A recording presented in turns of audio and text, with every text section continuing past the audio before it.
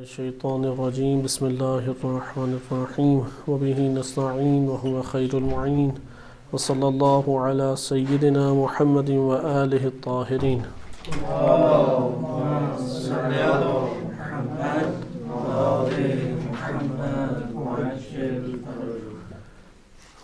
جناب سیدہ فاطمہ سلام اللہ علیہا کی شہادت کی مناسبت سے فدق کے موضوع پر سلسلہ دروس آپ کی خدمت میں ذکر کیا جا رہا تھا۔ سورہ حشر آیت نمبر 6 اور 7 کے ذیل میں ہم نے اس موضوع کا جائزہ لیا اور یہاں تک ہماری گفتگو پہنچی تھی کہ سورہ حشر آیت نمبر 6 میں مال فیح کہ جس کے اوپر کسی قسم کے گھوڑے نہیں دوڑائے گئے اور نہ مسلمانوں نے جنگ لڑی ہے، بغیر قتال کے جو ہاتھ میں مال آیا ہے وہ نبی اکرم صلی اللہ علیہ وآلہ وسلم کے ساتھ خاص ہے۔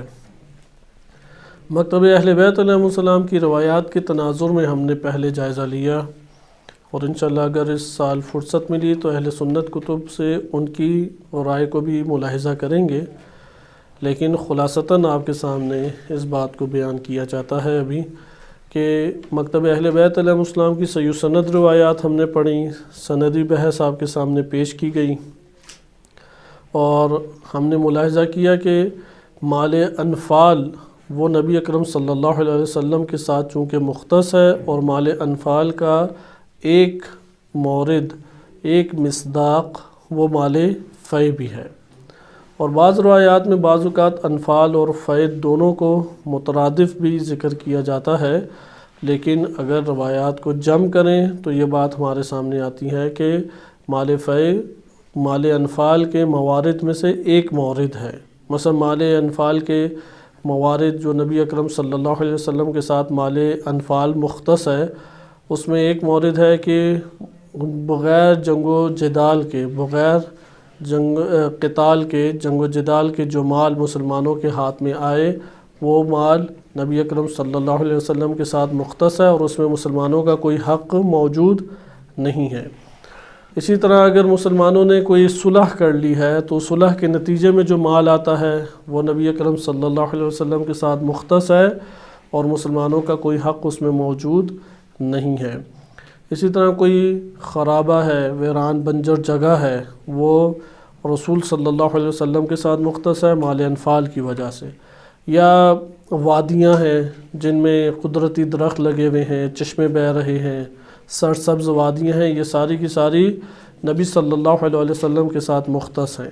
اور انہی صحیح سند روایات میں کہ آپ نے دیکھا کہ متعدد اسانید کے ساتھ یہ صحیح سند روایات الکافی تہذیب الاحکام میں نقل ہوئی ہیں، اس کے مطابق نبی صلی اللہ علیہ وسلم کے بعد یہی سارے اموال امام معصوم کے ساتھ مختص ہوں گے۔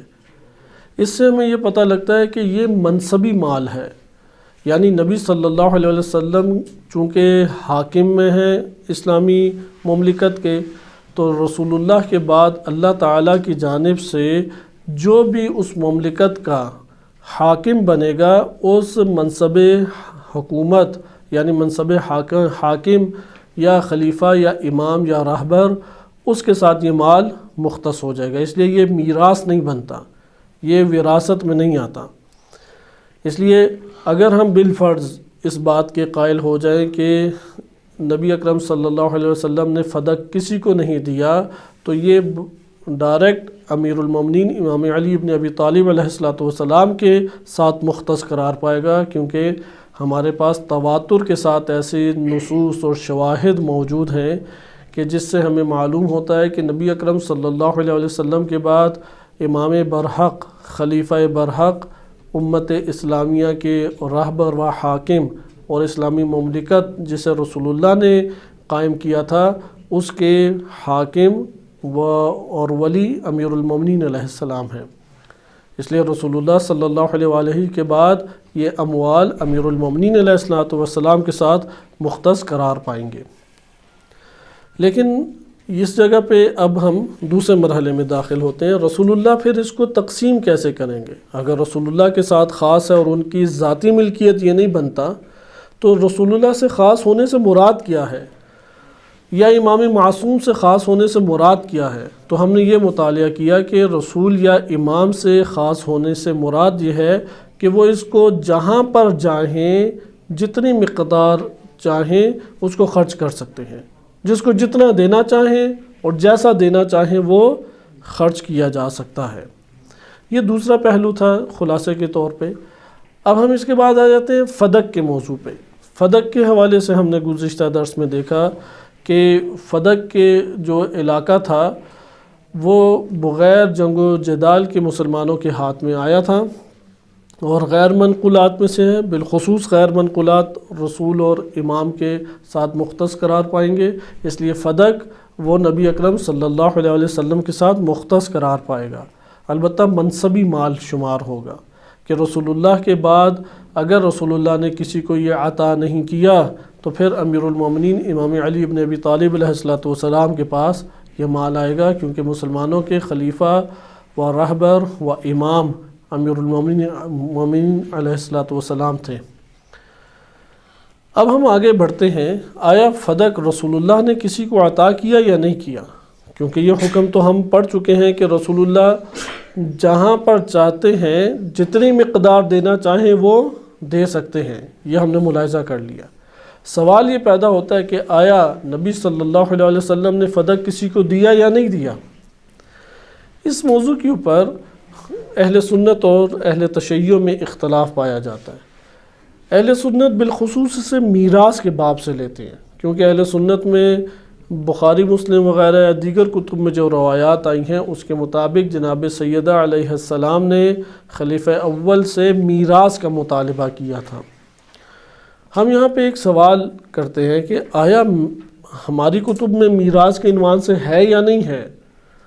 تو ہم یہ دیکھتے ہیں کہ مکتب تشیع میں بھی میراث کے حوالے سے اشارے موجود ہیں، خطبہ فدق میں میراث کے حوالے سے گفتگو موجود ہے، تفسیر قمی کی روایت میں میراث کے حوالے سے ایک اشارہ موجود ہے۔ تو میراث کو کیسے سازگار کریں ہبہ کے ذریعے؟ کیونکہ گزشتہ درس میں یہ بھی بیان کیا گیا کہ ہبہ اور میراث میں کیا فرق ہے۔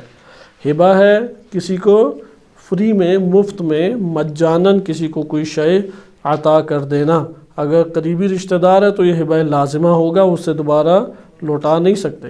میراث مرنے کے بعد متحقق ہوتی ہے، انسان کی زندگی میں میراث تقسیم نہیں ہو سکتی۔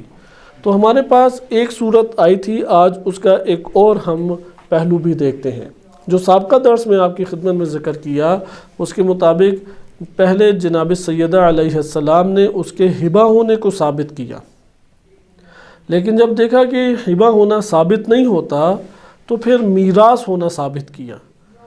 اور بعض کتب میں ایسا وارد ہوا ہے، شیعہ کتب میں بھی اور اہل سنت سیرہ حلبیہ میں اور اس سے پہلے مرآت الزمان، ان دو کتب میں آیا ہے کہ خلیفہ اول نے نوشتہ لکھ دیا تھا کہ فدق جناب سیدہ علیہ السلام کا ہے، اور خلیفہ دوم نے پھر راستے میں نوشتے کو دیکھا ان کے دست مبارک میں تو چھین کے اسے پھاڑ دیا اور کہا کہ یہ مسلمانوں کا فیء ہے، مسلمانوں کا مال ہے۔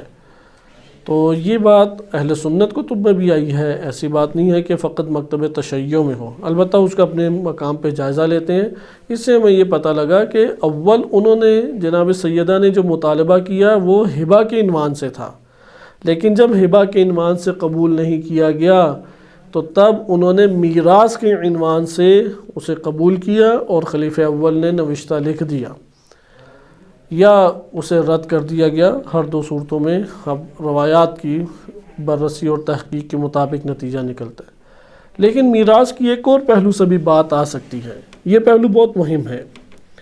اگر ہبہ کو قبول نہ کیا جائے تو یہ بات مسلم تھی کہ نبی اکرم صلی اللہ علیہ وسلم اس فدق کے اموال سے اپنے اہل بیت کے اخراجات کو پورا خصوصی طور پہ فرمایا کرتے تھے۔ ازواج ہیں، دیگر خاندان ہیں، ان سب کے اخراجات کو فدق کی آمدن سے پورا فرمایا کرتے تھے۔ اگر ہم اس بات کے قائل ہو جائیں کہ جناب سیدہ سلام اللہ علیہا کو عطا نہیں کیا، یہ دوسرا اب ہم پہلو اگر ہم ایک فرض کر رہے ہیں، مکتب اہل بیت کا انشاءاللہ آج آپ کے سامنے موقف پڑھا جائے گا، لیکن ہم ایک فرض کر رہے ہیں کہ اگر ہم یہ بات مان لیں کہ عطا نہیں کیا تھا تو پھر یہ بات تو کتب اہل سنت میں بھی آشکار ہے کہ رسول صلی اللہ علیہ وسلم اس سے اپنے گھرانے کے اخراجات کو پورا فرمایا کرتے تھے۔ اگر رسول اللہ نے اس کو اپنی ذات کے اوپر خرچ کیا تو ان کی ذات کا مال شمار ہوگا یا نہیں؟ جب ذات کا مال شمار ہوگا تو اس وقت پھر میراث بنتی ہے، کیونکہ اگر ایک شخصیت کی ذاتی اموال ہوں اور وہ رحلت فرما جائے تو پھر اس کا بچا ہوا سارا مال ترکہ شمار ہوتا ہے اور میراث شمار ہوتی ہے۔ ادھر کوئی سوال کر سکتا ہے کہ پھر جناب سیدہ علیہ السلام کو دینے سے کیا مراد ہوئی؟ تو ادھر ہم اس اعتبار سے بھی، یہ تیسرا نقطہ آ گیا۔ بس پہلا نقطہ یہ ہے کہ ہبہ تھا، ہبہ قبول نہیں کیا تو میراث کا مطالبہ جناب سیدہ نے قرآنی آیات کے ذریعے سے کیا، اس لیے پہلے گواہ مانگے گئے اور پھر اس کے بعد میراث کی آیات پیش کی گئی جناب سیدہ نے۔ بعض ہمارے پاس اب احادیث ہیں، اس میں دونوں کو وہ بقیہ پورے واقعے کو حذف کر کے اشارتاً دونوں باتیں لکھ دی گئیں۔ یہ پہلا نقطہ ہو گیا۔ دوسرا نقطہ ہمارے پاس کیا ہو گیا کہ اگر ہم فرض کریں، مان لیں کہ یہ عطا نہیں ہوا، ہبہ نہیں ہوا، تو رسول اللہ کے ذاتی اخراجات رسول اللہ اس فدق کی آمدن سے پورا فرماتے تھے، تو رسول اللہ صلی اللہ علیہ وسلم نے جب اپنی ذات کے ساتھ اسے خاص کیا تو ان کی رحلت کے بعد یہ ترکہ ان کا شمار ہوگا اور ورثہ کو میراث ملے گی۔ نمبر 3، یہ بھی ممکن ہے کہ نبی اکرم صلی اللہ علیہ وسلم نے جناب سیدہ علیہ السلام کو اس میں فدق دیا ہو، لیکن نہ کہ بے معنی ملکیت دیا ہو، بلکہ اپنی ذات کے ساتھ خاص کیا اور ذات کو خاص کرنے کے بعد جناب سیدہ کو وہاں پہ تصرف کا حق دیا۔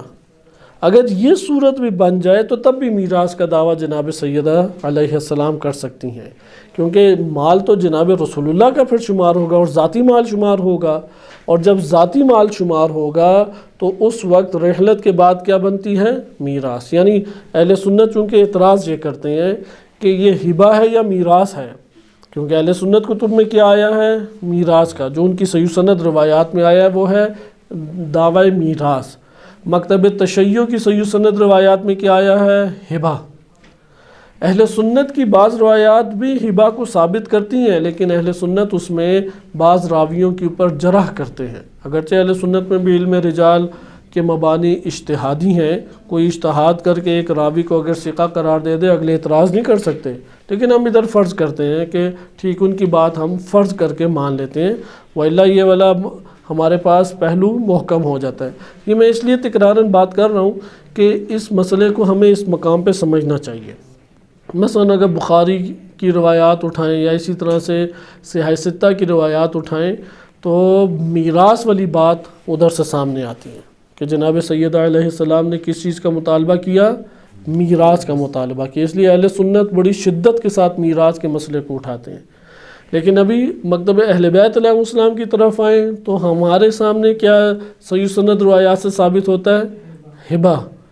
ہبہ جب ہمارے پاس ثابت ہوتا ہے تو یہاں پہ یہ دو باتیں پھر ٹکرا جاتی ہیں۔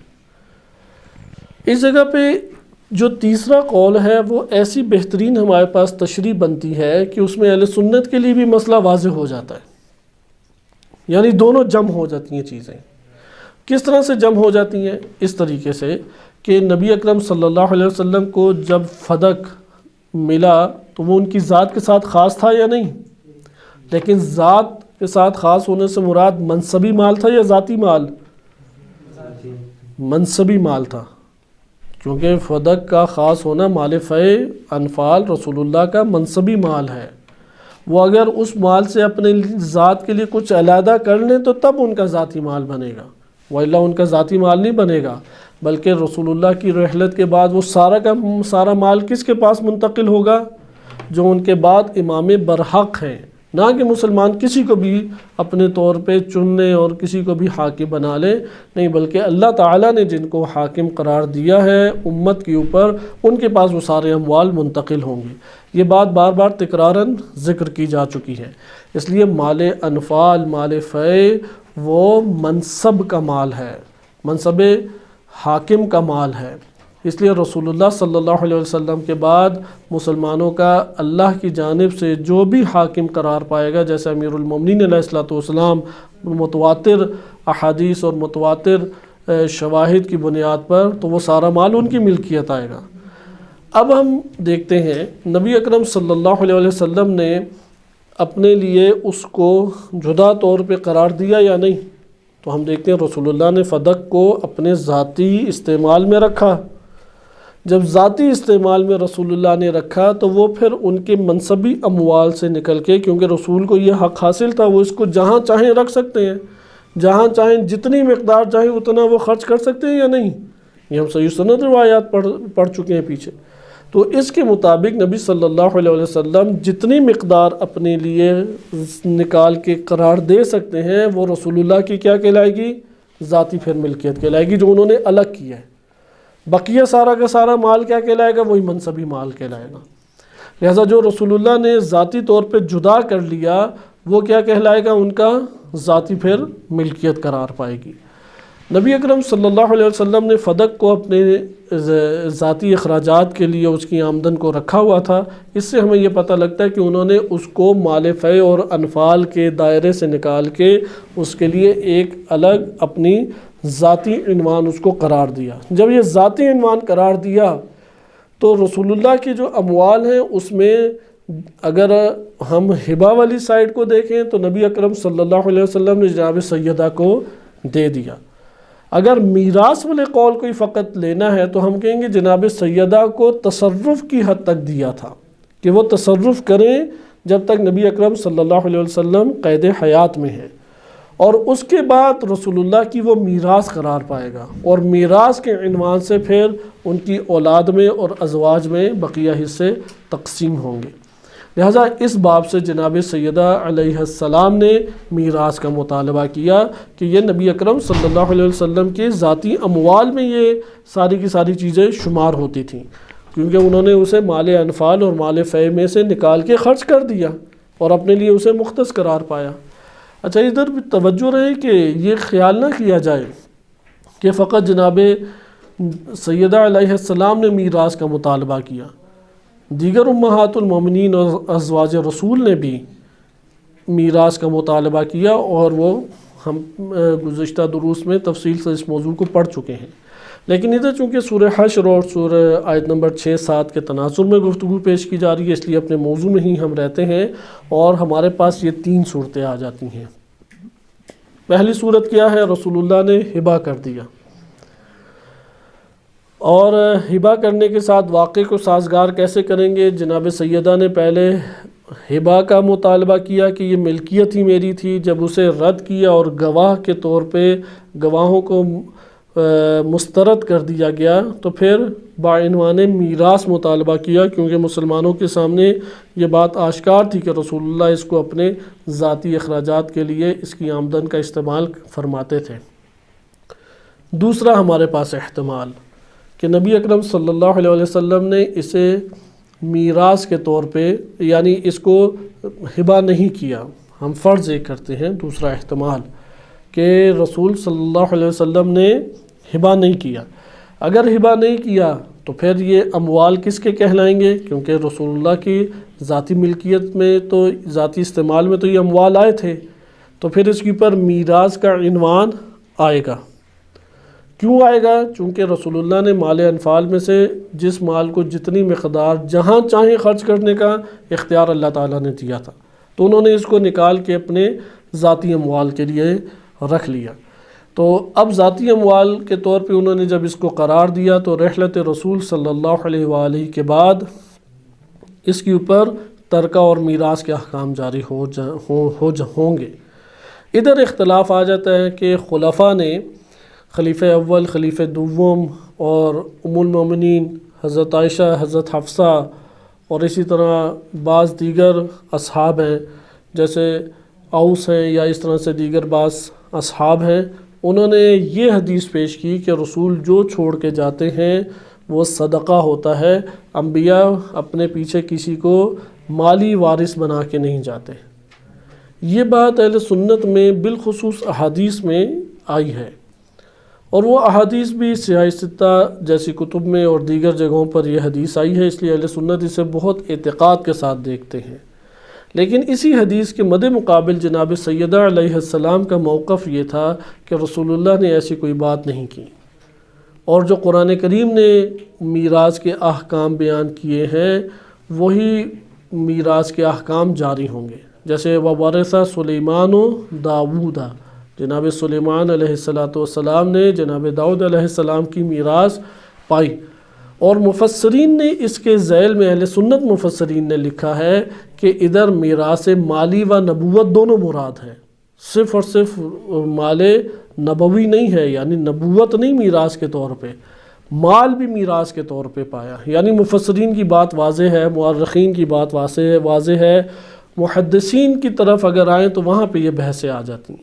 بس یہ جو دوسرا ہمارے پاس پہلو آتا ہے اس میں میراث کے طور پہ پھر بات نکلتی ہے، لیکن میراث میں بھی ایک ٹکراؤ پایا جاتا ہے۔ جناب سیدہ علیہ السلام وہ کہتی ہیں کہ یہ حدیث میں نے نہیں سنی، اور قرآن کی آیت جو ہے اس کو ہم لیں گے۔ اور یہ بھی بڑی تعجب کی بات ہے کہ یہ پہلے بھی عرض کی کہ جو واقع قرطاس ہے رحلت رسول سے 2 دن پہلے، ادھر رسول اللہ نے کہا کہ مجھے قلم دوات دو تاکہ میں ایسا نوشتہ لکھ جاؤں تو میرے بعد گمراہ نہ ہو، تو تب انہوں نے کتاب خدا سے استدلال کیا، کہا حسبنا کتاب اللہ، ہمارے لیے اللہ کی کتاب کافی ہے۔ آپ وہ ڈائریکٹ رسول اللہ بیان فرما رہے ہیں، ادھر تو اختلاف نہیں ہے کہ رسول نے یہ فرمایا یا نہیں، لیکن ادھر رسول کی زبان سے نکلے ہوئے الفاظ کو مسترد کر دیتے ہیں، خلیفہ دوم اور ان کی جماعت اسے وہ مسترد کر دیتے ہیں۔ اور تعجب کی بات ہے کہ اسی رحلت رسول کے چند دنوں کے بعد 3 یا 4 دن کے بعد دوسرا واقعہ جب پیش آتا ہے تو اس میں جناب سیدہ کتاب کو پیش کرتی ہیں، وہ مقابلے میں حدیث کو لے آتے ہیں۔ آپ نے ملاحظہ کیا کہ یہ ایک تعجب آور روش ہے، یہ کیوں ایسا ہوتا ہے؟ یہ خود ایک واقعاً جتنا تعجب کیا جائے کم ہے کہ رحلت رسول سے پہلے کیا صورت تھی کہ رحلت رسول میں رسول اللہ فرما رہے ہیں کہ قلم دوات دو، میں تمہیں لکھ دوں کہ تم گمراہ نہ ہو۔ تو خلیفہ دوم کھڑے ہو گئے اور کہا کہ ہمارے لیے حسبنا کتاب اللہ، یا بعض احادیث اہل سنت معتبر احادیث کے مطابق انہوں نے کہا کہ یہ ہذیان کی وجہ سے نعوذ باللہ رسول اللہ یہ بات کہہ رہے ہیں، یا بیماری کی شدت کی، وہ اردو ترجمہ ہمیشہ کر دیتے ہیں بیماری کی شدت کی وجہ سے وہ یہ بات کہہ رہے ہیں۔ لہٰذا نبی اکرم صلی اللہ علیہ وسلم کے جو کلمات تھے اس کے مقابلے میں کس کو وہاں پہ لے آئے؟ کتاب کو، اور کہا حسبنا کتاب اللہ۔ اور پھر جھگڑا شروع ہو گیا، ازواج اور دیگر افراد کہہ رہے تھے کہ رسول کے لیے قلم دوات لاؤ، اور بعض ادھر اصحاب کھڑے ہو گئے اور کہا خلیفہ دوم نے جو کہا ہے وہ درست ہے، اور آپس میں لڑنے لگ گئے۔ اور نبی صلی اللہ علیہ وسلم نے پھر فرمایا قوموا عنی، میرے پاس سے سب باہر نکل جاؤ، اٹھو اور سارے باہر نکل جاؤ۔ بہرحال یہاں پہ اب آپ مقایسہ کریں کہ رحلت رسول سے پہلے کیا صورت تھی اور رحلت رسول صلی اللہ علیہ وسلم کے بعد کیا ہے، کہ 4-5 دنوں کے بعد جناب سیدہ علیہ السلام گئی ہیں، اور جب انہوں نے گواہوں کو مسترد کر کے ہبہ کے احتمال کو دور کر دیا یا کہا کہ ہبہ نہیں ہے، تو جناب سیدہ نے قرآن کریم کی آیات سے استدلال کرتے ہوئے میراث کو پیش کیا اور کتاب خدا کو اپنے لیے دلیل بنایا۔ تو کتاب خدا کے مقابلے میں اب کس کو وہ لے آئے؟ حدیث، اور وہ بھی ایسی حدیث کہ وہ 6-7 بندوں نے بس سنی ہوئی ہے۔ اس کے حامی افراد اگر اہل سنت کی تمام کتابوں سے بھی آپ نکال کے لے آئیں جو یہ حدیث کو بیان کرتے ہیں، وہ 7-8 افراد ہیں، اور یہ جو 7-8 افراد ہیں یہ تمام کے تمام وہی خلیفہ اول و خلیفہ دوم کی جماعت سے تعلق رکھتے ہیں۔ امام علی علیہ السلام یا جناب سیدہ علیہ السلام کے اس حلقے سے تعلق نہیں رکھتے، حتیٰ کہ ازواج نے بھی یہ حدیث نہیں سنی ہوئی تھی۔ اور ادھر ایک اور تعجب یہ ہے کہ مثال کے طور پہ مردوں کے اگر مخصوص فقہی مسائل ہیں وہ مردوں کو بیان کیے جائیں گے یا خواتین کو؟ یقیناً مردوں کو بیان کیے جائیں گے۔ اسی طرح خواتین کے مخصوص مسائل مردوں کو بیان کیے جائیں گے یا خواتین کو؟ خواتین کو بیان ان کے لیے اللہ تعالیٰ نے قرار دیے ہیں۔ ممکن ہے کہ مرد سوال لے کے آئیں لیکن ان کے لیے ہیں بالخصوص، ان کو مخاطب کیا جائے گا۔ اسی طریقے سے آج کے دور میں بھی کسی نے اپنے میراث کے بارے میں کوئی بات بیان کرنی ہے تو وہ اپنی آل اولاد کو دے گا یا وہ دور دراز کے کسی رشتہ دار کو بتائے گا؟ یعنی آل اولاد ازواج انہیں خبر ہی نہیں ہے حدیث کی، اور باہر کے افراد کو خبر ہے، تو یہ رسول اللہ کا کیا انداز تبلیغ ہم کہیں گے اسے؟ اس لیے یہ بات بعید ہے، نبی صلی اللہ علیہ وسلم کی سیرت میں ایسا نمونہ موجود نہیں ہے کہ ان کی ازواج اور ان کی اولاد سے جو موضوع تعلق رکھتا ہے اس کی خبر انہیں دی نہیں۔ امیر المومنین علیہ السلام کو نہیں خبر اس حدیث کی، جناب سیدہ علیہ السلام کو نہیں پتہ، ازواج دیگر امہات المومنین انہیں نہیں پتہ سوائے ام المومنین حضرت عائشہ کے۔ انہوں نے کہا کہ میں نے اپنے والد سے یہ حدیث سنی ہے۔ اب آپ نے ملاحظہ کیا کہ یہاں پہ یہ جو دوسرا احتمال جب ہم میراث کا دیتے ہیں کہ اس کے ذیل میں ایک پیچیدہ بحثیں نکل آتی ہیں۔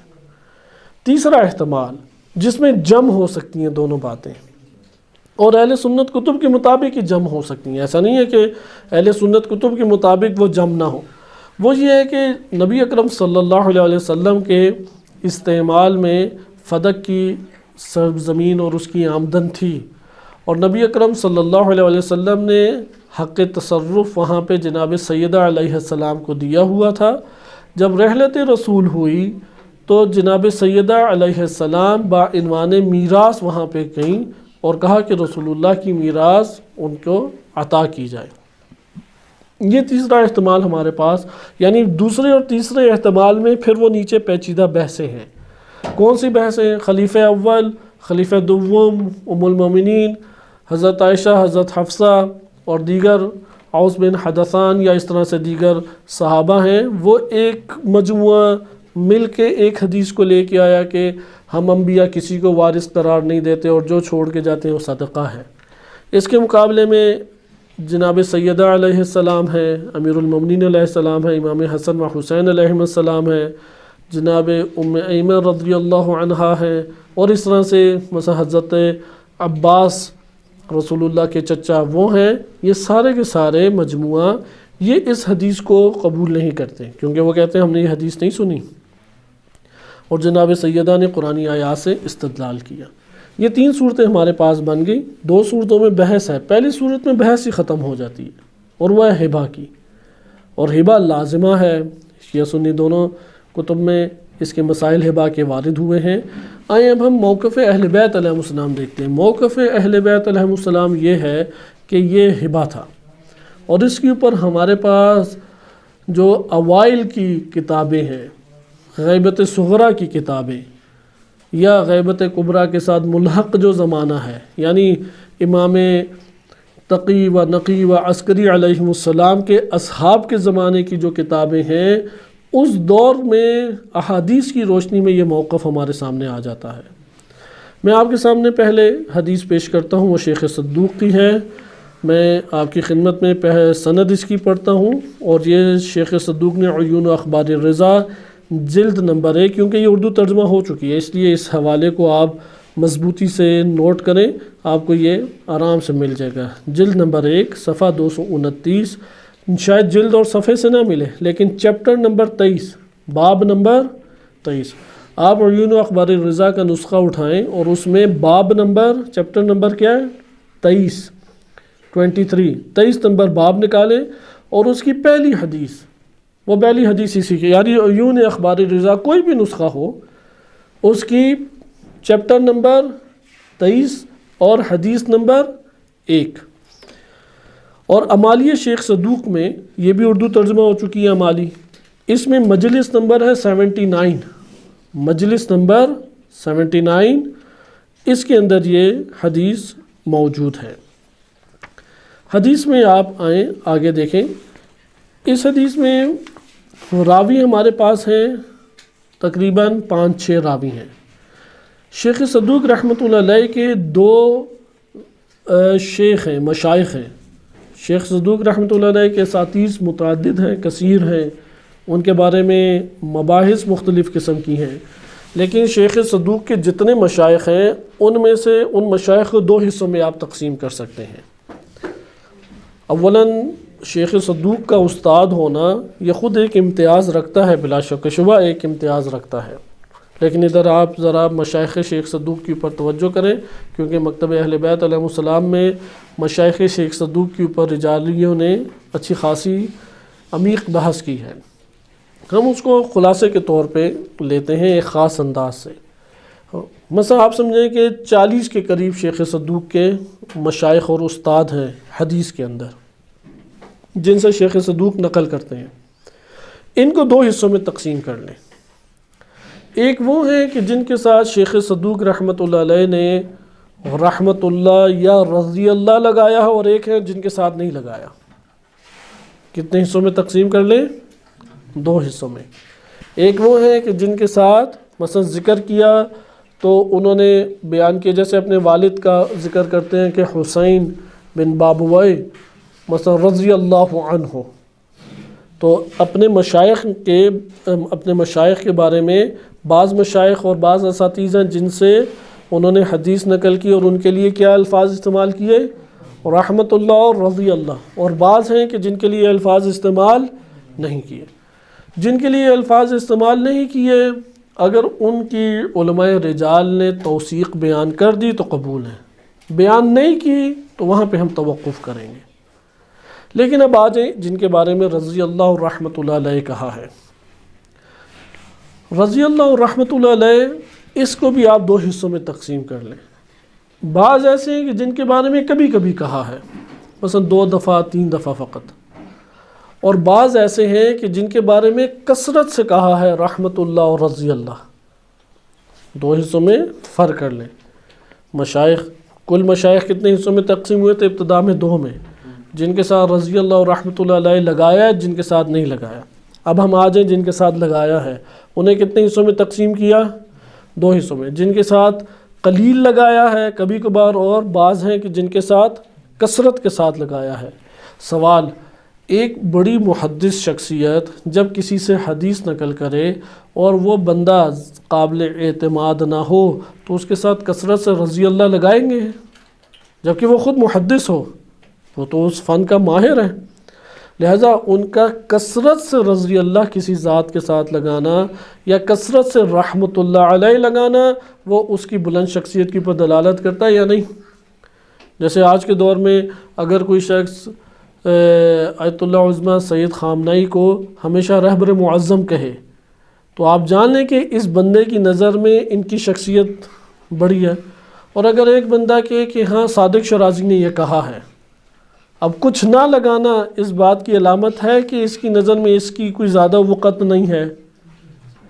اسی طریقے سے آپ یہاں پہ آ جائیں، یہ عام زندگی میں دیکھتے ہیں، صرف شیعہ سنی نہیں۔ آپ مثلا کسی اہل حدیث کو لے آئیں، وہ اپنے شیخ کا جب نام لے تو اس کے ساتھ حافظہ اللہ تعالی اور پتہ نہیں کیا کیا القابات لگائے، تو آپ سمجھ جائیں گے اس کی نظر میں اس کی وقت بہت زیادہ ہے۔ یا صحابہ کرام کے ساتھ اہل سنت ہمیشہ رضی اللہ لگاتے ہیں، تو ان کے رضی اللہ عنہ لگانے سے ہم سمجھ جاتے ہیں ان کی نظر میں صحابی کی قیمت اور اہمیت بہت زیادہ ہے۔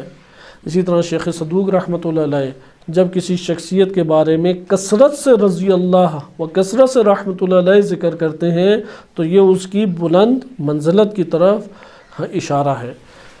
آئیں اب ہم پہلے 2 راوی حدثنا علی بن الحسین الشاذوی المؤدب، انہیں المؤدب بھی کہا جاتا ہے، اور دوسرے ہیں شیخ جعفر بن محمد بن مسرور۔ ان کے نام صحیح طریقے سے یاد کرنے چاہیے ہمیں۔ پہلے کون ہیں؟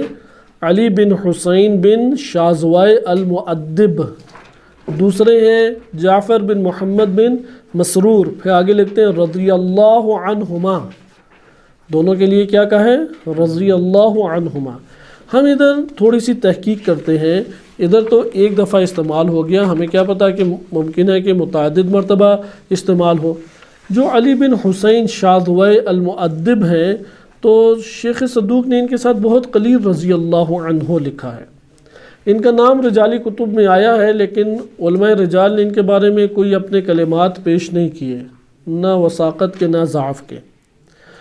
مشائخ شیخ صدوق ہونے کی وجہ سے ایک بڑا قرینہ ہمارے پاس موجود ہے کہ یہ بلند منزلت ہے، کیونکہ عموماً پوچھا اس کے بارے میں جاتا ہے جس کے بارے میں احتمال دیا جاتا ہو کہ یار یہ قابل اعتماد ہے یا نہیں۔ تو یہ جو بڑے بڑے مشائخ ہوتے تھے یہ تو یقیناً قابل اعتماد ہے، جیسے آج کے دور میں آپ رہبر معظم ہیں، آیت اللہ سیستانی ہیں، آپ ان کے بارے میں یہ نہیں پوچھیں گے کہ یار یہ قابل اعتماد ہیں یا نہیں، لیکن نیچے ان کے کوئی وکیل آ جائیں، وکیلوں کے نیچے کوئی بندہ آ جائے، عالم دین آ جائے، آپ پوچھیں گے کہ یہ قابل اعتماد ہے یا نہیں ہے۔ تو ایک ہمارے پاس قرینہ موجود ہے، خود مشائخ شیخ صدوق ہونا ہی ایک اعتماد کی فضا بحال کرتا ہے۔ بہرحال علی بن حسین بن شازوائے کے لیے قلیل ہے رضی اللہ، اس ضابطے کے تحت دیکھیں تو ہم ایک شک ایجاد کر سکتے ہیں، لیکن اسی وقت ان کے ہمسائے میں ہی یعنی واو کے ذریعے عطف کیا گیا ہے۔ اس حدیث کو شیخ صدوق نے 2 مشائخ سے سنا، علی بن حسین بن شازوائے ایک شیخ ہو گیا، اور دوسرے شیخ کون ہیں؟ یہی ہمارے پاس جو ابن مسرور، محمد بن جعفر بن مسرور۔ محمد بن جعفر بن مسرور جو ہے، جعفر بن محمد بن جعفر نہیں، نام ہے جعفر بن محمد بن مسرور۔ جعفر بن محمد بن مسرور کا شیخ صدوق کی کتب میں 94 دفعہ 94 مرتبہ نام آیا ہے۔ کتنی مرتبہ نام آیا ہے؟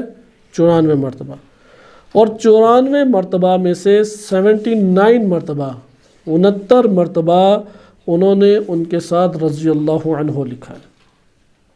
آپ اس سے اندازہ لگائیں، اب کیا یہ کوئی ہمارے لیے جعفر بن محمد بن مسرور چھوٹی شخصیت ہوں گی؟ یعنی 94 مرتبہ نام آیا ہے تو 79 مرتبہ کیا ہے؟ رضی اللہ۔ رضی اللہ بڑا ہے یا رحمت اللہ؟ یقیناً رضی اللہ کو بڑا ایک شمار کیا ہے، شیعہ سنی دونوں میں اس کو بھاری لفظ شمار کیا جاتا ہے، لہٰذا اس کثرت دلالت کرتا ہے کہ شیخ صدوق ان سے بہت متاثر تھے اور ان کی بلند منزلت کے شدید قائل تھے، وَإِلَّا 79 مرتبہ وہ رضی اللہ نہ بولتے۔ تو یہ ہمارے پاس پہلے راوی ہو گئے جو کاملاً ثقہ ہیں۔ یہ دونوں بزرگان علی بن حسین شازوائے المؤدب اور جعفر بن محمد بن مسرور یہ آگے سے نقل کرتے ہیں۔ اگلی شخصیت ہے محمد بن عبداللہ بن جعفر الحمیری۔ محمد بن جعفر بن عبداللہ الحمیری، ان کے بارے میں جو رجالیوں نے لکھا ہے اس میں سے میں صرف آپ کے سامنے مختصر طور پہ اشارہ کروں، کیونکہ رجال کی کتاب لا کے اگر پڑھا جاتا تو ایک اور درس اسی پہ بن جاتا، لیکن ہمیں صرف وثاقت چاہیے۔ تو رجال نجاشی میں رقم نمبر 949، راویوں کے آگے نمبر لکھا ہوا ہے، رقم نمبر رجال نجاشی، راوی کا رقم کیا ہے؟ 949، 949۔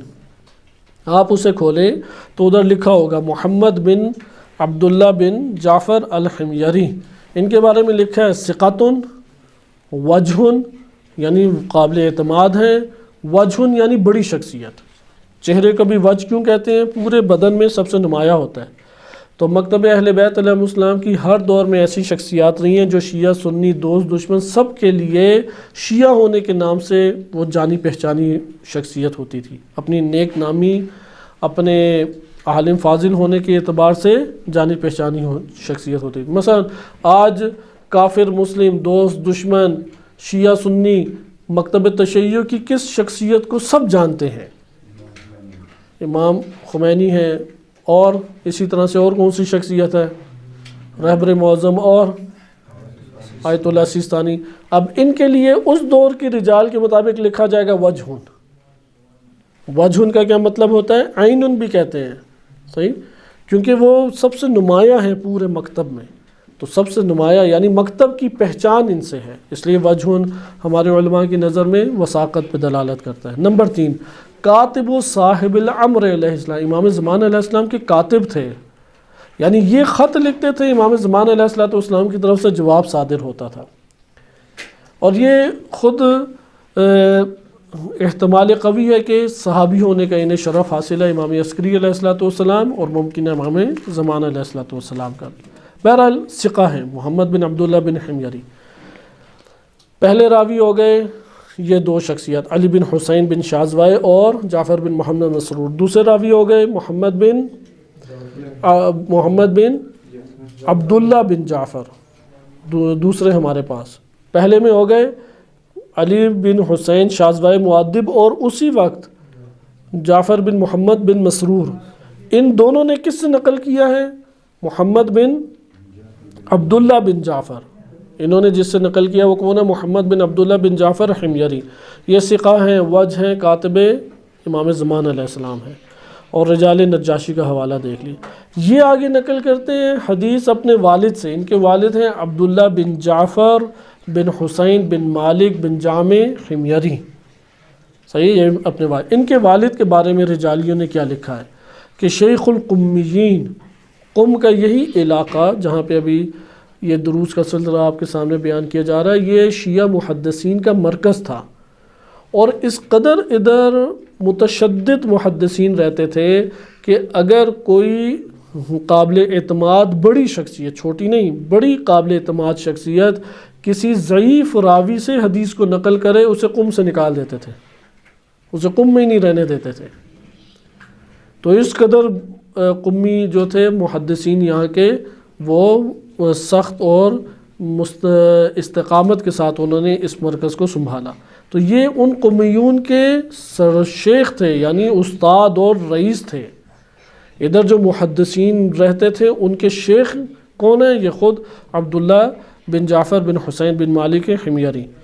وجہن، یہ بھی وجہ تھے، یعنی مکتب تشیع ان سے پہچانا جاتا تھا ان کے دور میں۔ یہ رجال نجاشی رقم نمبر 573، 573 نمبر پہ یہ ہے، یہ رکھ لیں، رجال النجاشی رقم نمبر راوی کا 573، 573۔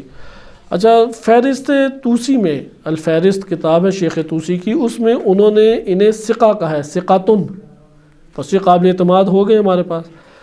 پس عبداللہ بن جعفر بن حسین بن مالک بن جامع حمیری یہ نقل کرتے ہیں ریان بن سلط اشعری سے۔ ریان بن سلط اشعری کے بارے میں رجال نجاشی رقم نمبر 437 میں اور رجال توسی رقم نمبر 5293 میں، یہ رجال نجاشی کیا ہے 437، 437، اور رجال توسی 5293 یعنی 5293، اس میں انہوں نے نقل کیا ہے ثقاتن، قابل اعتماد ہے، صدوقن، انتہائی سچے ہیں، اور صحابی امام رضا علیہ السلام ہے۔ ریان بن سلط صحابی امام رضا علیہ السلام ہے۔ پس آپ نے دیکھا کہ اس ریان جو ہے وہ امام رضا علیہ السلام سے یہ نقل کر رہے ہیں۔ اب اس کے راوی سارے ثقہ ہوئے یا نہیں ہوئے؟ یہ راوی ثقہ راویوں کے اوپر یہ حدیث مشتمل ہے۔ پہلے ہمارے پاس آگئے علی بن حسین بن شاذوی المؤدب، اور دوسرے شیخ اسی مرحلے میں وہ ہیں جعفر بن محمد بن مسرور رضی اللہ عنہما۔ ان دونوں نے حدیث کو نقل کیا ہے محمد بن عبداللہ بن جعفر الحمیری سے، یہ بھی ثقہ ہیں، آپ نے پڑھ لیا۔ محمد بن عبداللہ بن جعفر نے حدیث کو نقل کیا اپنے والد گرامی عبداللہ بن جعفر بن مالک بن جامع الحمیری سے، جو شیخ القمیین ہیں۔ عبداللہ نقل کرتے ہیں ریان بن سلط سے۔ ریان بن سلط کون ہیں؟ امام رضا علیہ السلام کے صحابی۔ عبداللہ بن جعفر بقیہ امام کے صحابی ہیں، اس لیے امام تقی، امام نقی و امام عسکری علیہ السلام۔ ریان بن سلط کس کے صحابی ہیں؟ امام رضا علیہ السلام کے بالخصوص صحابی ہیں، اور انہوں نے کتابیں بھی ماشاءاللہ متعدد کتابیں بھی لکھی ہیں۔ ریان بن سلط کہتے ہیں کہ میں مرو جو جگہ ہے آج کل ترکمانستان میں بنتی ہے، آپ نیٹ پہ لکھیں شہر مرو، میم رے واو، 7 دن یا 14 دن امام رضا علیہ السلام وہاں پہ رہے تھے، اور وہ کھنڈرات آج بھی موجود ہیں۔ پرانے دور میں زائرین اس جگہ پہ زیارت کے لیے جاتے تھے، آج بھی جو اموال رکھتے ہیں وہ وہاں پہ چلے جاتے ہیں۔ بہرحال امام رضا علیہ السلام کے ہمراہ تھے یہ۔ ریان بن سلط کہتے ہیں کہ مامون کا دربار سجا، محفل جو ہے وہ محفل علمی وہ رونما ہوئی، اور عراق اور خراسان سے علماء کی جماعتیں آئی ہوئی تھیں، کیونکہ اس وقت مرکز اصل کون سی جگہ ہوتی تھی؟ یا عراق میں کوفہ اور بصرہ یا بغداد یہ شہر معروف تھے، اور خراسان میں بلخ، ہرات کا علاقہ معروف تھا۔ اہل سنت کی بڑی بڑی شخصیات ان جگہوں سے نکلی ہیں۔ ان کے علماء جو ہیں وہ مامون کے پاس موجود تھے۔ ریان بن سلط کہتے ہیں کہ اتنے میں امام رضا علیہ السلام تشریف لائے مامون کی محفل میں، تو مامون نے سوال باز کیے، مثلا مامون نے سوال کیا ایک آیت مبارک کے بارے میں کہ اس کی مجھے خبر دو، اس بارے میں تم کیا کہتے ہو؟ انہوں نے کچھ کہا تو وہ ہٹا دیا، وہ ذکر نہیں کیا ریان۔ پھر کہا کہ امام رضا علیہ السلام سے سوال کیا کہ آپ اس کے بارے میں کیا کہتے ہیں؟ تو وہاں پہ پھر امام رضا علیہ السلام نے ایک آیت کا جواب دیا، اس نے پھر دوسری کا پوچھا۔ اب وہ تھوڑا طولانی ہے، آپ خود عیون اخبار رضا میں دیکھیں۔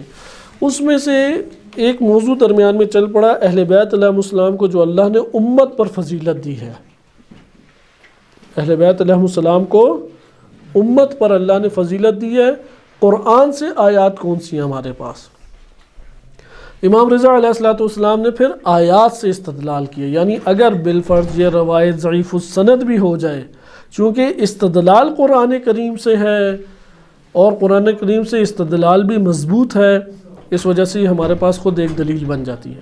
بہرحال امام رضا علیہ السلام نے مختلف آیات پیش کی، ان میں سے ایک آیت تطہیر بھی تھی کہ امت کے کسی فرد کو شامل کیا آیت تطہیر میں؟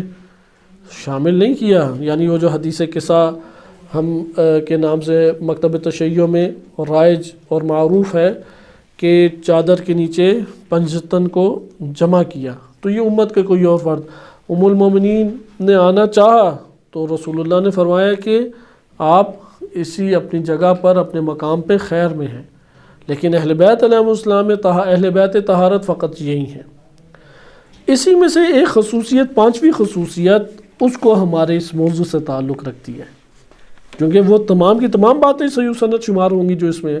تو پانچویں خصوصیت میں آپ کے سامنے پڑھ دیتا ہوں، والآیۃ الخامسۃ، پانچویں آیت جو اہل بیت علیہ السلام کے شرف اور بزرگی کے اوپر دلالت کرتی ہے، قول اللہ عز وجل، اللہ عز وجل کا یہ فرمان ہے، وآتی ذی القربى حقہ، یہ سورہ اسراء آیت نمبر 26 ہے، سورہ بنی اسرائیل بھی اسے کہتے ہیں، سورہ اسراء آیت نمبر 26، وآتی ذی القربى حقہ۔ اس آیت کو بیان فرمانے کے بعد آگے ذکر کرتے خصوصیت، یہ وہ خصوصیت ہے خصہم اللہ العزیز الجبار بہا، اللہ عزیز جبار نے اس خصوصیت سے اہل بیت علیہ السلام کو نوازا۔ اس خصوصیت سے جو آیت ہے اس میں خصوصیت بیان کی گئی ہے، جو خصوصیت، وہ خصوصیت سے اللہ عزیز جبار نے کس کو نوازا؟ اہل بیت علیہ السلام کو۔ وَاصْطَفَاهُمْ عَلَى الْأُمَّةِ، اور امت کے اوپر انہیں چن لیا۔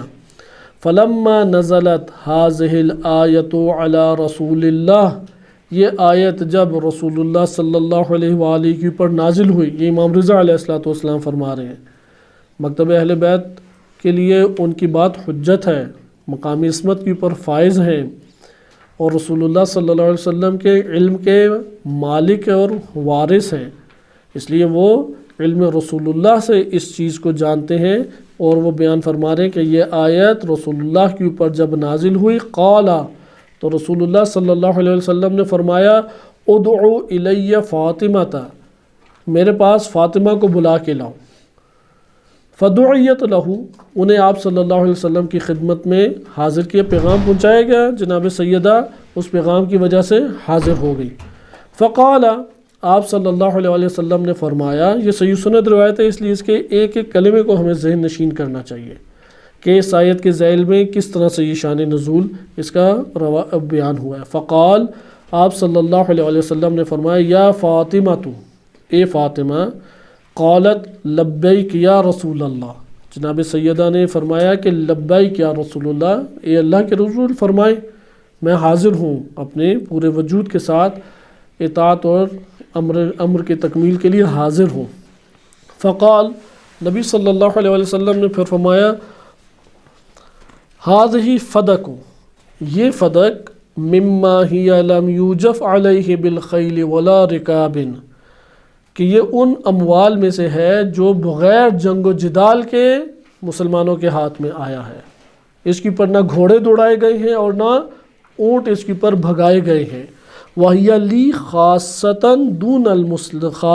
دُونَ الْمُسْلِمِينَ، یہ مسلمانوں کی بجائے فقط اور فقط میرے ساتھ مختص ہے، جیسا سورہ انفال آپ پڑھ چکے ہیں کہ یسألونک عن الانفال قل الانفال للہ والرسول، تو رسول اللہ صلی اللہ علیہ وسلم نے فرمایا کہ یہ مسلمانوں کے بجائے میری ذات کے ساتھ مختص ہے۔ وقت جعلتها لکی لما امرنی اللہ تعالی بھی، اللہ تعالیٰ نے اس کے بارے میں جو مجھے بے امر اور حکم ارشاد فرمایا ہے، یعنی اللہ نے فدق کے بارے میں جو مجھے حکم دیا ہے، اللہ تعالیٰ کے اس حکم کی تکمیل کرنے کی وجہ سے، تکمیل کرتے ہوئے میں اس فدق کو آپ کی ملکیت بناتا ہوں، آپ کے ساتھ مختص کرتا ہوں۔ لام لام اختصاص ہے، جسے آپ لام تملیک بھی کہتے ہیں، لکی جعلتها لکی، میں اسے قرار دیتا ہوں، آپ کے سپورٹ کرتا ہوں، آپ کی ملکیت قرار دیتا ہوں۔ کیوں یہ میں نے یہ کام کیا؟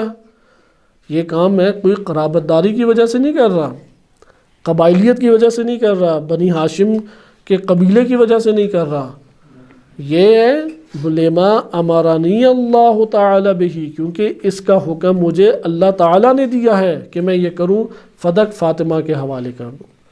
فخذیہا لکی ولولدک، آپ اس کو لے لیں اپنے لیے اور اپنی اولاد کے لیے۔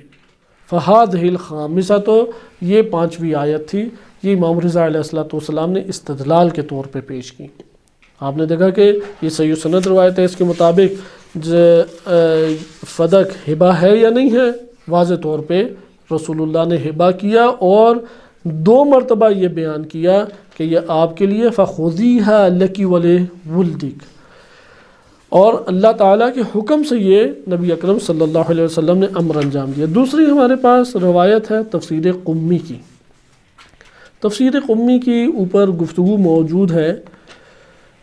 جناب علی بن ابراہیم قمی نے بلا شک و شبہ ایک تفسیر لکھی، اور قرائن ہمیں بتاتے ہیں کہ اس تفسیر کا اکثر بیشتر حصہ ہم تک پہنچا، اس لیے علماء نے، اس کے جو معتدل علماء ہیں، انہوں نے یہ رائے اختیار کی، اگر تفسیر قمی میں سندی طور پہ صحیح سند روایت ہے تو ہم اخذ کر لیں گے، لیکن اگر صحیح سند روایت نہیں ہے، مثلا اس کے اصلا راوی ہی نہیں ہے، یا راوی ہے مرسل ہے، سند درمیان میں چند راوی گرے ہوئے ہیں، تو ہم وہ روایت قبول نہیں کریں گے۔ مثلا آیت اللہ خوئی رحمۃ اللہ علیہ یا دیگر بزرگان وہ اس طریقے سے اس روایت کو کہ اگر صحیح سند ہو تو وہ قبولیت کے درجے کی پر رکھتے تھے، اور آیت اللہ وحید خراسانی حافظہ اللہ تعالیٰ نے اپنی کتاب فدق میں اسی تفسیر قمی کی جو میں آپ کی خدمت میں روایت پڑھنے لگا ہوں اس کو صحیح کہہ کے اپنی کتاب میں نقل بھی کیا، اور اس کی پر صحیح کا حکم بھی لکھا ہے۔ یعنی یہ میرا اپنا ذاتی اجتہاد نہیں، بلکہ بزرگان تشیع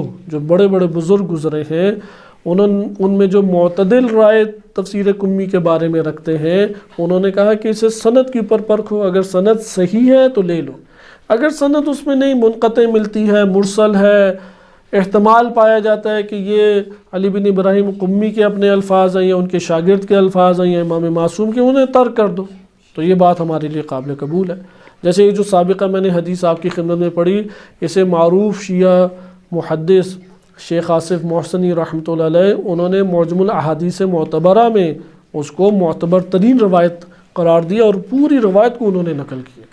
اس لیے وہ پچھلی والی روایت بھی کوئی ذاتی میرا اپنا اجتہاد نہیں ہے، وہ ہمارے تمام علماء بزرگان اسے قبول کرتے ہیں۔ اسی طرح آیت اللہ وحید خراسانی حافظہ اللہ تعالیٰ نے بھی فدق کتاب میں وہ جو پہلی روایت ہے اس کو صحیح روایت قرار دیا ہے، تو سندی بحث ہمارے علماء اس کے اوپر کرتے ہیں، بقیہ کو معیدات کی صورت میں لے کے آتے ہیں۔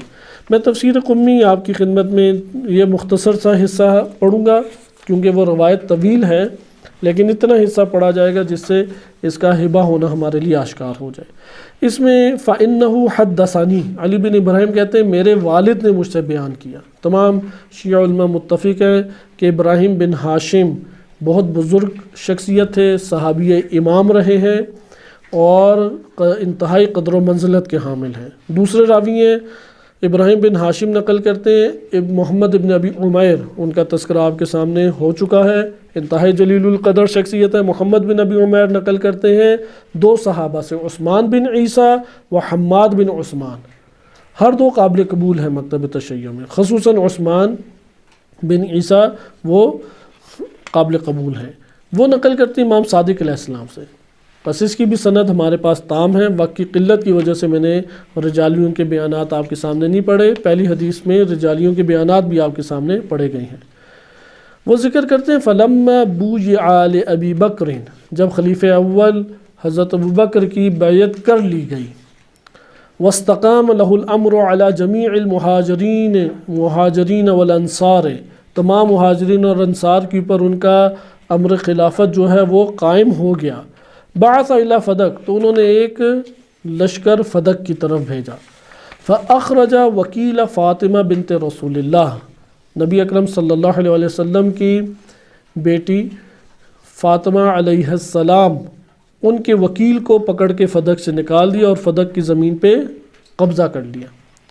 فجاءت فاطمہ الی ابی بکر، جناب فاطمہ علیہ السلام خلیفہ اول کے پاس آئیں، فقالت یا ابا بکر منعتنی عن میراث من رسول اللہ، کہ تم نے مجھ کو رسول اللہ کی میراث سے بھی منع کیا، واخرجت وکیل من فدق، یعنی دونوں مطالبے پاس رکھ دیے، یعنی اپنی گفتگو سے وہ جسے کہتے ہیں گفتگو کے درمیان مد مقابل کو کوئی موقع نہ دیں کہ وہ کسی جگہ سے آ کے اپنا دعویٰ جو ہے وہ قبول کروا سکے، اس لیے جناب سیدہ نے میراث کا پہلو بھی بیان کر دیا اور ہبہ کا پہلو بھی بیان کر دیا۔ اس لیے بیان کیا کہ رسول اللہ صلی اللہ علیہ وسلم کی میراث تم نے مجھ سے لے لی اور اس میں رکاوٹ بن گئے ہو، اور میرے وکیل کو فدق سے نکال دیا، وَجَعَلَهَا لِي رسول اللہ بِأَمْرِ اللہ، رسول اللہ صلی اللہ علیہ وسلم نے اللہ کے حکم سے یہ مجھے دیا تھا۔ یہ اب ہبہ کی بات آئی، یعنی اگر تم ہبہ نہیں مانتے تو میراث کے باب سے یہ جگہ میری تھی، اور میراث نہیں مانتے تو ہبہ کے باب سے یہ جگہ میری تھی۔ فقال لها، خلیفہ اول نے جناب سیدہ سے کہا ہاتی علی ذالک الشہود، کہ ذرا شاہد لاؤ اگر یہ ہبہ ہے تو۔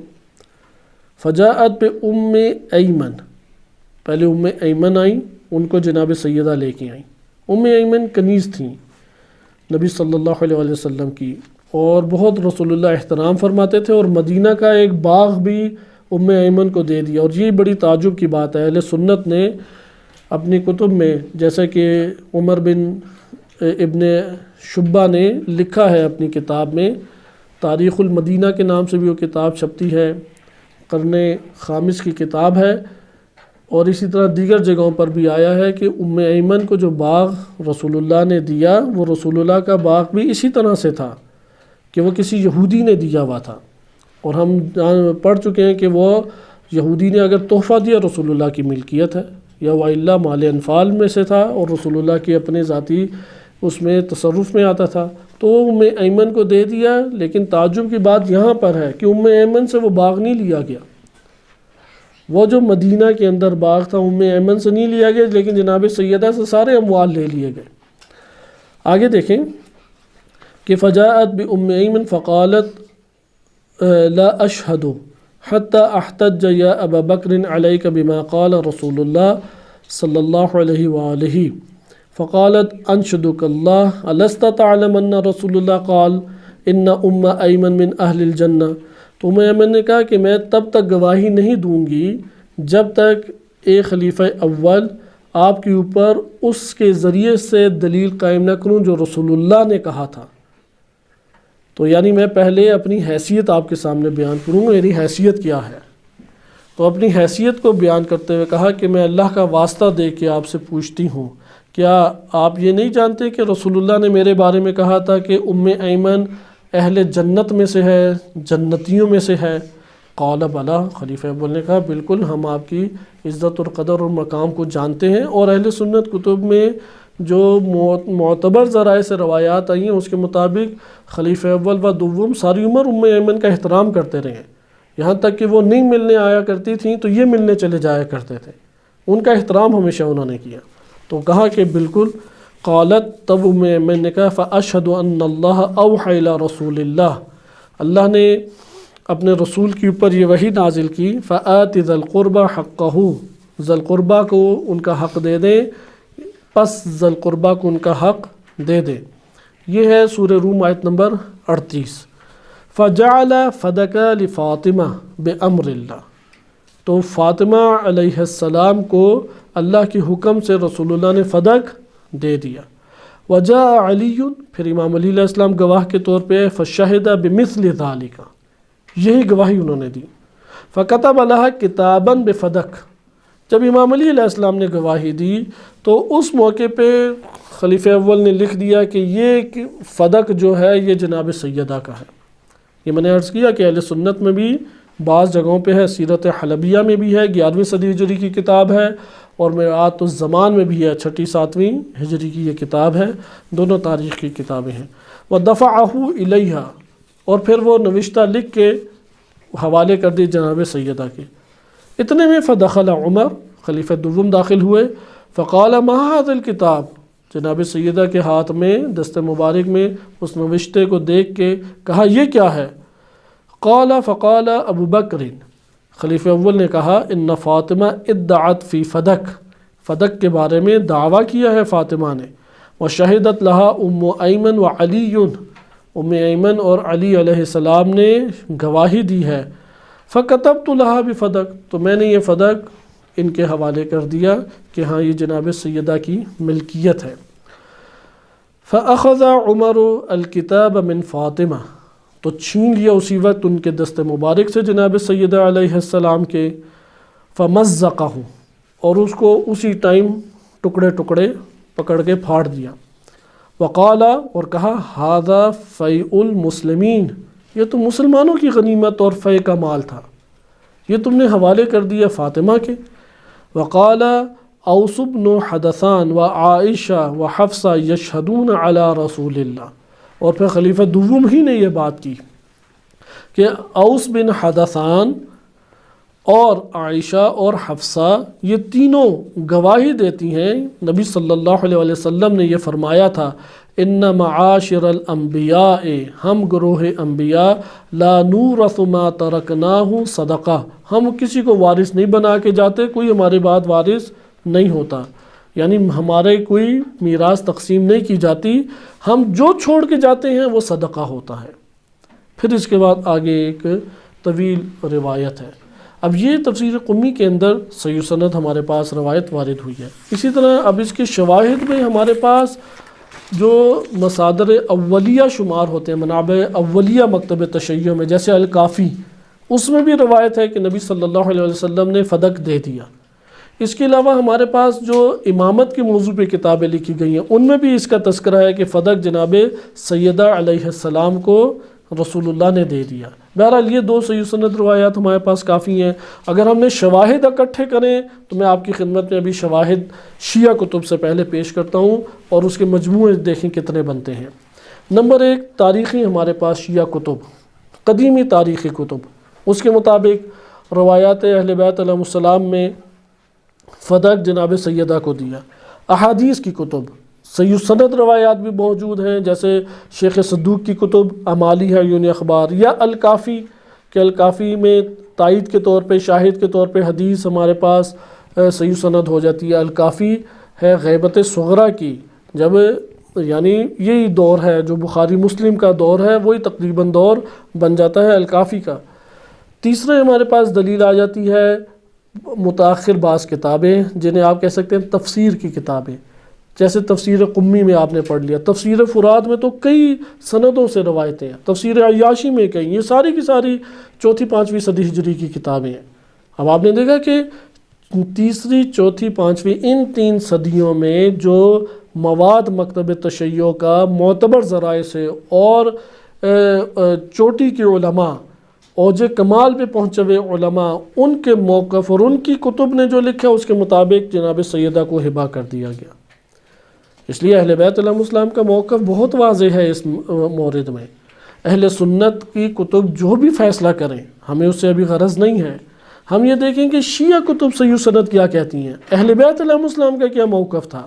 تو ہمارے سامنے کیا بات آئی، ائمہ اہل بیت علیہ السلام کا موقف آشکار طور پہ کیا سامنے آیا کہ یہ جناب سیدہ علیہ السلام کو رسول اللہ نے اللہ کی حکم سے ہبہ کیا، اور ان کی ملکیت تھا اور ان کے وکیل وہاں پہ ہوا کرتے تھے اور ادھر کی آمدن ان کے ہاتھ میں آیا کرتی تھی، اور سیاسی وجوہات کی بنیاد پر کہ امیر المومنین علیہ السلام چونکہ مدعی خلافت و امامت تھے، اس لیے ان کو قابو کرنے کے لیے آمدن کے سب وسائل ان سے لے لیے گئے۔ صرف ایسا نہیں ہے کہ فدق، ان کے گھر میں بھی جو چیزیں ایسی موجود تھی وہ بھی لے لی گئیں۔ ان کے ساتھ جو افراد ملحق تھے انہیں یا مدینہ سے نکالا گیا یا دیگر شہروں میں آباد تھے تو بڑے بڑے افراد کو قابو میں کیا گیا۔ لہٰذا یہ سیاسی وجوہات کی بنیاد پہ فدق کے ساتھ یہ سلوک کیا گیا، وإلا یہی والا عمل بقیہ کے ساتھ انجام نہیں دیا گیا۔ ام ایمن سے کوئی انہوں نے باغ نہیں چھینا، اسی طرح ازواج ہیں ان سے کوئی جگہ ان سے نہیں لی گئی، حتیٰ کہ یہ خیبر کی جگہیں خلیفہ دوم نے ازواج کے نام کر دیں، کیونکہ دیگر جگہیں بھی تھیں۔ تو یہ ابن شبہ نے نقل کیا ہے کہ یہ خیبر کے اطراف میں بعض جگہیں تھیں، اس میں پھر انہوں نے امہات المومنین کو بلایا اور کہا کہ آپ کو رسول اللہ اس سے اخراجات پورے کیا کرتے تھے، تو انہوں نے زمین کی حد بندی کی، یہ اتنا سا ٹکڑا مثلا حضرت عائشہ کے لیے، یہ حضرت حفصہ کے لیے، یہ حضرت مثلا زینب بنت جہش کے لیے، فلاں کے لیے زمین کے ٹکڑے معین کیے۔ پھر کچھ مدت کے بعد انہیں پھر بلایا اور تمام یہودیوں کو باہر نکال دیا اور بلایا کہ اب ہم نے سب یہودیوں کو باہر بھگا دیا ہے، میں آپ کو اختیار دیتا ہوں، یہ ابن شبہ نے صحیح سنت روایت میں لکھا ہے، میں آپ کو اختیار دیتا ہوں کہ یا تو آپ معاملہ کر لیں، اس زمین پہ ہمارے بندے کام کریں گے، ہم آمدن کا ایک حصہ آپ کو دے دیں گے، یا یہ آپ کے حوالے ہے لیکن اور بندے آپ اپنے لائیں اور جس طرح استعمال کرنا چاہیں۔ تو انہوں نے یہ انتخاب کیا کہ ہم اپنے بندے لائیں گے، اس طرح سے یہ ان کے حوالے وہ جگہ ہو گئی۔ لیکن جناب سیدہ کے ساتھ سلوک دیکھیں، ان کے گھر کی تفتیش کی گئی، چیزیں ساری کی ساری لے لی گئیں ان سے، ان کے ہاتھ میں آ جا کے فدق کی اراضی تھی اور ایک آمدن کا ذریعہ تھا، وہ بھی ان سے لے لیا گیا۔ تو یہ جناب سیدہ علیہ السلام کے بارے میں ہمارے پاس آتا ہے۔ البتہ فدق کے شواہد ہبہ کے اہل سنت کتب میں یہ گزشتہ دروس میں تفصیل سے بیان ہو چکا ہے، اس میں پہلا ہمارے پاس مجموعہ آتا ہے اہل سنت کتب احادیث۔ حاکم نیشاپوری نے ابن ابی دارم کی سند سے مسند فاطمہ زہرا علیہ السلام میں صحیح سند روایت بنتی ہے۔ ابن ابی دارم اس کو اگر علم رجال اہل سنت کا اجتہادی مانا جائے تو ابن ابی دارم بعض کے نزدیک حتماً ثقہ بنتے ہیں۔ تو اس روایت میں واضح طور پہ امام حسین علیہ السلام سے روایت ہے کہ فدق جو ہے وہ رسول اللہ نے اللہ کے حکم سے دے دیا جناب سیدہ علیہ السلام کو۔ نمبر 2، اسی طریقے سے مسند ابی یعلا میں ابی یعلا موصلی نے روایت نقل کی ہے اور اس میں ابو سعید خدری رضی اللہ عنہ سے ہے، اس کے مطابق بھی نبی صلی اللہ علیہ وسلم نے ہبہ دے دیا جناب سیدہ کو۔ اس میں عطیہ عوفی کے اوپر اعتراض کرتے ہیں، اس کے اوپر ہمارے گزشتہ دروس ہے کہ علم رجال چونکہ اہل سنت میں اجتہادی ہے اور عطیہ عوفی کے بارے میں دونوں قسم کی آراء ہیں، بعض نے تنقید کیا اور بعض نے ان کو ثقہ اور صدوق قرار دیا ہے، اور جنہوں نے صدوق قرار دیا ہے ان کی بات قوی ہے، کیونکہ اہل سنت میں ایک قاعدہ ہے کہ اگر جرا مبہم ہو تو تعدیل عدالت والا جو قول ہے وہ حاکم ہو جائے گا۔ اور عطیہ عوفی کے بارے میں آپ تعجب کریں گے کہ جرا مبہم ہے، جرا مفصل نہیں ہے۔ جرا مفصل ہو تو اہل سنت میں ہے کہ اسے عدالت والے قول کے اوپر آپ بھاری یعنی اوپر اس کو آپ حاکم قرار دیں گے۔ تو یہ بات ابن حجر عسقلانی نے لکھی ہے جو بہت بڑا نام اہل سنت میں ہے، انہوں نے یہ ضابطہ بیان کیا۔ بس حدیث کے مجامی کے تحت کیا ہو گیا پھر یہ موضوع ہمارے نزدیک کہ ہبہ رسول صلی اللہ علیہ وسلم نے جناب سیدہ کو دیا اہل سنت میں حدیث میں۔ تفسیر کی کتب آ جائیں، آپ تفسیر کی قدیمی کتابیں اٹھا لیں، طبری سے لے کے ابن کثیر اور دیگر، اہل سنت نے کئی جگہوں پہ یہ لکھا ہے انہی آیات کے ذیل میں، یہ جو 2 آیتیں آپ کے سامنے بیان کی ہیں کہ جناب سیدہ کو رسول اللہ نے فدق ہبہ کر دیا۔ تاریخ کی کتب آ جائیں، تاریخی کتب ہمارے پاس متعدد ہیں جس میں ہبہ والی روایت ہیں۔ انصاب کی کتب آ جائیں، انصاب الاشراف بلادری کی ہے اور دیگر کتب ہبہ والی روایتیں اس میں موجود ہیں۔